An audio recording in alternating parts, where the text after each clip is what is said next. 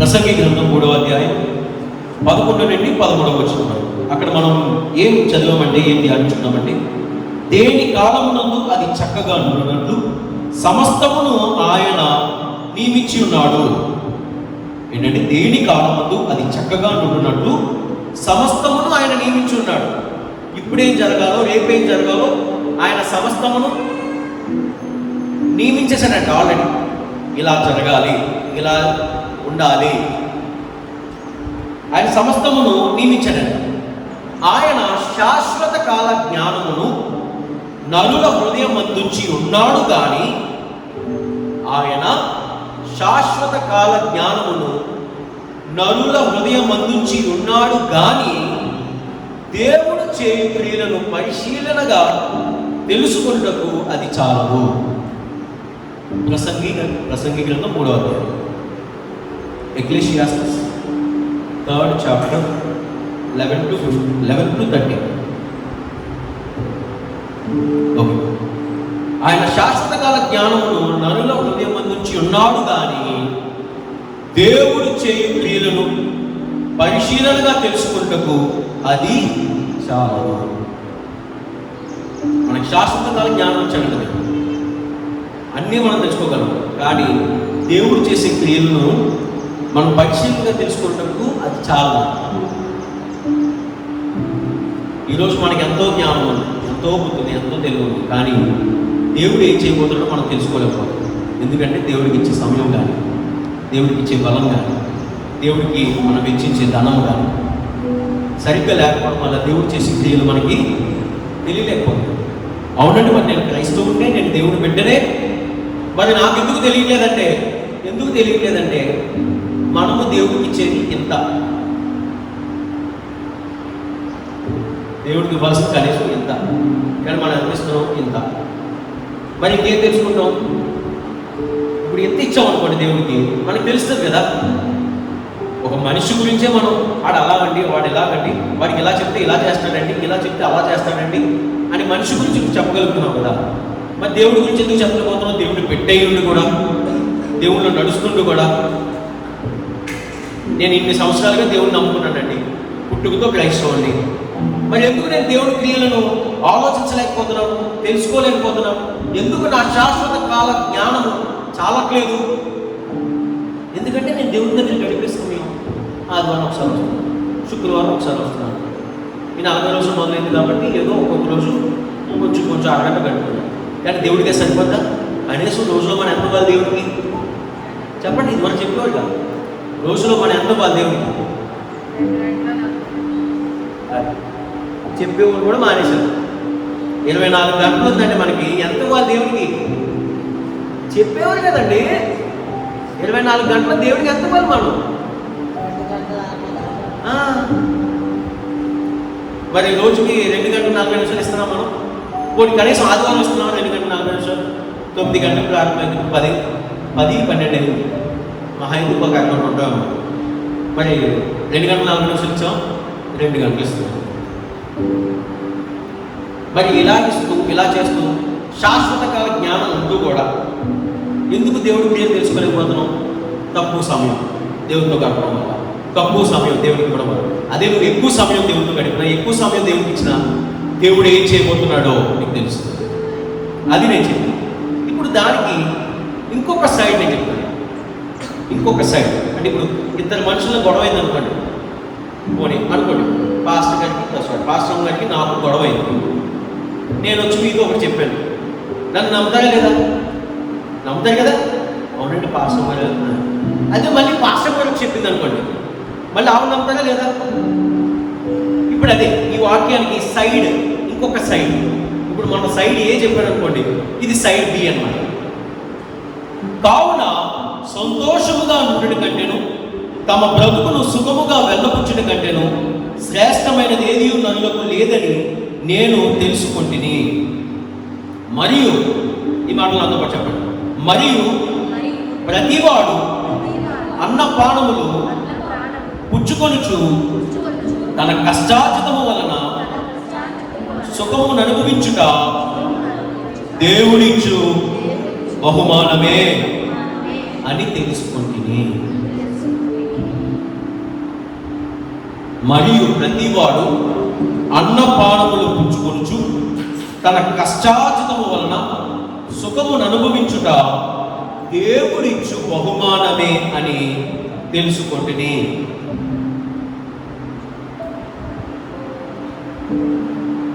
ఇప్పుడు దేవుడిచ్చిన శాశ్వత కాల జ్ఞానము ఏమి తెలుసుకోకుండా మనం పోతున్నాం. మనం బ్రతికినా, ఊపిరి పీల్చుకున్నా, నడిచినా, నిల్చున్నా, పడుకున్నా, తిన్నది అడిగినా, ఇదంతా ఎవరి బహుమానం? దేవుడిచ్చిన బహుమానం. ఇది మనము తెలుసుకోలేకపోతున్నాం. దేవుణ్ణి నమ్ముకుని కూడా దేవుళ్ళో నడుస్తూ, దేవుళ్ళో జీవిస్తూ, అనేక సంవత్సరాలుగా దేవుడిచ్చిన కృపను అనుభవిస్తూ, ఆయన దీవెనను అనుభవిస్తూ, చూస్తూ మనం ఏం తెలుసుకోలేకపోతున్నాం? ఇదంతా దేవుడిచ్చిన బహుమానమే అని మనం తెలుసుకోలేకపోతున్నాం. కొంతమంది ఏమంటారు చెప్పండి, నేను అంత కష్టపడ్డానండి, ఉద్యోగం తెచ్చుకోవడానికి చాలా కష్టపడ్డానండి, 30 కంపెనీలు తిరిగానండి, కష్టపడి ఉద్యోగం తెచ్చుకున్నానండి, ఈరోజు మంచి శాలరీ, తెలుగులో ఉంటారు జీతం, మంచి జీతం నాకు వస్తుందండి. మనకి ఇదే ప్రాబ్లం. ఇంగ్లీష్ మీడియంలో పడేసాను కదా, మనకి తెలుగు సరిగ్గా. మీ పరిస్థితి కూడా అంతే.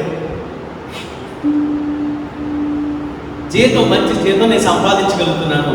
ఎందుకు? నేను అప్పుడు కష్టపడ్డాను కాబట్టి, నాకు మంచి ఉద్యోగం వచ్చింది కాబట్టి ఈరోజు నాకు మంచి జీతం వస్తుంది. ఆ జీతాన్ని నేను అనుభవిస్తున్నాను. ఆ జీతంతో నేను కొనుక్కుంటున్నాను, తింటున్నాను, బట్టలు కొనుక్కుంటున్నాను, కావాల్సినవన్నీ కొనుక్కుంటున్నాను అని మనం చెప్పకూడదు. ఏం చెప్పాలి? ఇది దేవుడిచ్చిన బహుమానమే. ఆయన ఏమంటున్నాడు అక్కడ? మరియు ప్రతివాడు అన్నపానము పుచ్చుకొనుచు తన కష్టార్జితం వలన సుఖమును అనుభవించుట దేవుడిచ్చు బహుమానమే అని తెలుసుకుంటుని. ఈరోజు మనం తెలుసుకోవాలి. ఏం తెలుసుకోవాలి? ఇది ఇచ్చింది దేవుడి బహుమానం, ఇది ఇచ్చింది దేవుడి బహుమానం. ఈరోజు మనం మందిరంలో ఉన్నట్టే దేవుడి బహుమానం. ఇచ్చున్నామా? దేవుడి బహుమానం. అంతేగాని నేనేదో పొడి చేశాను, నేనేదో కష్టపడ్డాను అని చెప్పుకోకూడదు. ఈరోజు మనిషి ఎలా తగిలాడంటే నేను నేను నేను నేను అంటున్నాడు తప్ప దేవుడు దేవుడు దేవుడు అంటారు. మీరు బాగా వాక్యం చెప్పారా? మీరు చాలా బాగా వాక్యం చెప్పారంటే థ్యాంక్స్ అని చెప్తున్నారు. కానీ దేవుడి కృప అని ఎవరైనా చెప్పదు. ఏమంటే ఇంత వయసు వచ్చినా మీరు చక్కగా నడుస్తున్నారండి అంటే ఏం చెప్పాలి మనం? దేవుడు ఇచ్చిన బహుమానం అండి, దేవుడి కృప అండి. అంతే తప్ప నేను తోటకూర తింటానండి, నేను బీరకాయ తింటానండి, పచ్చిక తింటున్నాను అని ఆరోగ్య సూత్రాలు చెప్పి దేవుడిని కాడ మనకు పచ్చుకోవడం. మనం అర్థమవుతుందా? ఏం చెప్పాలి? దేవుడిచ్చిన బహుమానం, దేవుడిచ్చిన కృప. దీనికి ఏమన్నా మనం వెల చెల్లిస్తున్నామా? ఉచితమైన కృప, ఉచితమైన ఆశీర్వాదం. కేవలం ఆయన కోరుకునేది ప్రార్థన జీవితం, వాక్య ధ్యానాత్మ జీవితం, ఆయన దగ్గర గడిపే జీవితం. ఇంతకు మించి ఆయన ఏమని అడుగుతున్నాడా? ఇంకా డబ్బు అడిగాడంటే ఆయన పరీక్ష అంతే తప్ప దానివల్ల ఆయన ఏదో లబ్ధి పొందడం కానీ, దానివల్ల ఆయన ఏదో కూర్చుకోవడం కానీ, సంపాదించడం కానీ కాదు. జస్ట్ పరీక్ష అంతే. ఎందుకంటే డబ్బు మహాప్రమాదమైంది కదా. ఇవ్వగలవో చెప్పండి? ఇవ్వలేము ఎవరైనా. అంటే నా వరకు నేనే ఇప్పుడు ఇవ్వలేను. అంటే పాస్పోర్ట్ ఒక 10,000 ఉందంటే ముందు లేవు, అసలు ఇవ్వడం పక్కన పెడితే. కానీ ఉన్నా కూడా ఇస్తానా? నేను ఇస్తానా? ఇవ్వను. ఎందుకంటే నా డబ్బు అనుకుంటాను, నా కష్టాలను అనుకుంటాను. దేవుడి దగ్గర కూడా అలాగే ఉంటాం మనం. ఎందుకులే, ఇది ఉంటే మనకు ఉపయోగపడుతుంది కదా. కాబట్టి దేవుడు అక్కడ అదే పరీక్ష వస్తాడు. నువ్వు ఇవ్వగలవా, తేగలవా? ఆ విధవరాల గురించి దేవుడు అంతా పడుగొట్టుకుని బైబిల్ ఎందుకు మెన్షన్ చేశాడు? ఆయన ఆమె సంపాదించిన 2 కాసులు, ఆమె ఉన్నదా 2 కాసులే, తన జీవనం అంతా ఇచ్చేసింది, ఉన్నదంతా. ఇప్పుడు మన దగ్గర 100 రూపాయలు ఉన్నాయి అనుకోండి, ఫర్ సపోజ్. అంటే మీరు అలా చేస్తున్నారని కానీ ఎవరిని ఉద్దేశించి కానీ నేను చెప్పట్లా. నా జోబులో 100 రూపాయలు ఉన్నాయండి, మధ్యలోకి వచ్చాను, కానుకలు పడుతున్నాను. నేను ఎంత వేయగలను? 10 రూపాయలు వేద్దాం, లేకపోతే 50 రూపాయలు వేద్దాం, నాకు ఉంచుకోవాలి. వెళ్ళి బయటకు వెళ్ళి టిఫిన్ తిన్నాం, లేకపోతే దారి ఖర్చులకు, లేకపోతే టీ తాగడం, దేనికో దానికి ఉండాలని. అంతేగాని సమస్తం జోబులో ఉన్నదని చేసేయగలమా? మన బ్యాగ్లో ఉన్నదని చేసేయగలమా? ఏంటో అదే మరి పరీక్ష. అంతే తప్ప దేవుడు అదేదో కావాలనో మీరేదో తేవాలనో కాదు. పరీక్ష అంటే ఇవ్వగలవా లేదా? ఎందుకంటే నువ్వు ఎప్పుడైతే ఇవ్వలేకపోయావో నీకు దాని మీద ప్రేమ ఉంది. మనం చెప్పట్లేదు కానీ దాని మీద మనకి ఆపేక్ష ఉంది. అది లేకపోతే మనం ఏమైపోతామని మనకు భయం ఉంది. అంతే కదా, భయం. ఇప్పుడు ఒక 50 రూపాయలు అనుకున్న పరిస్థితి. అంతెందుకు ప్రతి ఫోన్లో వెనకాల ఒక 500 నోటు, ఒక 100 రూపాయల నోటు, 200 నోటు ఉంటుంది.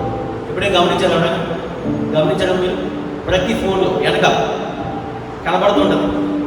అది తీసుకునేకపోతే చాలు, మనం పక్కన ఫోన్ వచ్చేస్తుంది, అందులో డబ్బులు వచ్చేస్తుంది. కానీ ఎందుకు పెట్టుకుంటారని? ఆ డబ్బులు ఎందుకు పెట్టుకుంటాను? ఆల్రెడీ బ్యాంక్లో డబ్బులు ఉంటాయి, పర్సులో డబ్బులు ఉంటాయి, కానీ ఫోన్లో ఎందుకు డబ్బులు పెట్టుకుంటాను? సర్వే చేస్తే ఏం తెలిసింది? ఎమర్జెన్సీ, ఎప్పుడైనా పర్సులో డబ్బులు లేకపోయినా, జోబులో డబ్బులు లేకపోయినా మన ఫోన్ ద్వారా పేమెంట్ చేసేస్తాం. కానీ ఒకసారి ఏమవుతుంది? సర్వర్ డౌన్, పేమెంట్ చేయలేకపోతున్నాం, పేమెంట్ డిక్లైన్ అని వస్తుంది, లేకపోతే పేమెంట్ ఫెయిల్ అని వస్తుంది. నువ్వు ఇవ్వాల్సిన డబ్బులు ఫోన్లో ఫెయిల్ అని వస్తుంది. మీకు ఇంకా తెలియకపోవచ్చు, ఎందుకంటే మీరు వాడలేదు కాబట్టి.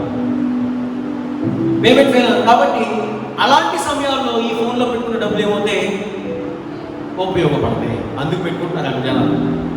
అందులో పెడతారు, ఇంకెక్కడైనా పెడతారు, కార్లో కొంచెం పెడతారు, కిచెన్లో కొంచెం పెడతారు, బీరువాలో కొంచెం పెడతారు. ఎందుకంటే ఆపత్కాలంలో అవి మనల్ని ఆదుకోవాలని. మరి ఆ ఆలోచన ఉన్నప్పుడు నీకు ఎక్కువ ఆలోచన దేవుడి మీద ఉందా, దాని మీద ఉందా? అంతే కదా. ఆపత్కాలంలో ఆ డబ్బు నీకు సహాయపడాలి.